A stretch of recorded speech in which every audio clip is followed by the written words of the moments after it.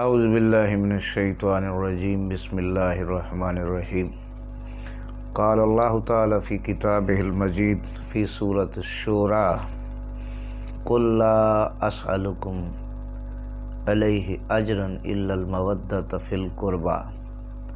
قال رسول اللہ صلی اللہ علیہ وآلہ وسلم روا فی مسند احمد بن حنبل روا حیثمی فی مجمع زواہد عن زید بن ثابت قال رسول اللہ صلی اللہ علیہ وسلم انی تارک فیکم خلیفتین کتاب اللہ حبل ممدود ما بین السماء والارض او ما بین السماء الی الارض وعطرتی اہل بیتی وانہما لن یتفرقا حتی یرد علی الحوض صدق اللہ العظیم۔ عزیزان محتشم، اللہ کریم کا لاکھ شکر ہے جس کی عطا اور کرم کی طفیل آج سے ہم انشاءاللہ العزیز ذکر اہل بیت کا آغاز کر رہے ہیں، اور اس میں سورہ شورى کے اندر اللہ کریم نے اپنے محبوب پاک صاحب الاولاق صلی اللہ علیہ وآلہ وسلم کو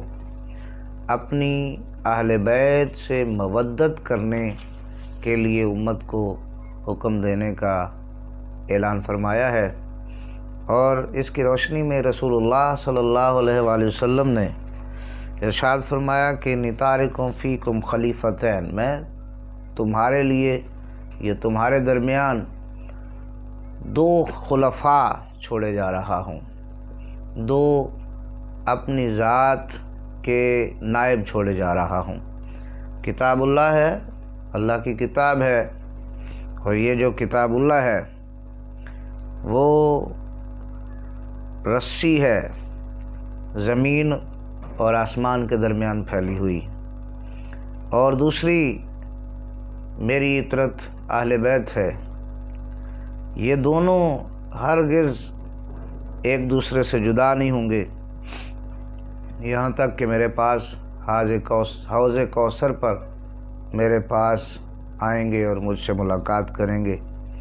تو احباب جی وقار، آقا کریم علیہ الصلوۃ والسلام نے قرآن کو اور اپنی عطرت اہل بیت کو، اپنی اولاد کو، اپنی نسل کو اپنا خلیفہ قرار دیا ہے۔ تو آج کے اس پرفتن دور میں جہاں خارجیت اور رافضیت اور دیگر قسم کے فرقوں نے جنم لے رکھا ہے، آئیے ہم اصل ورثائے قرآن کی تلاش کریں اور نبی کی آل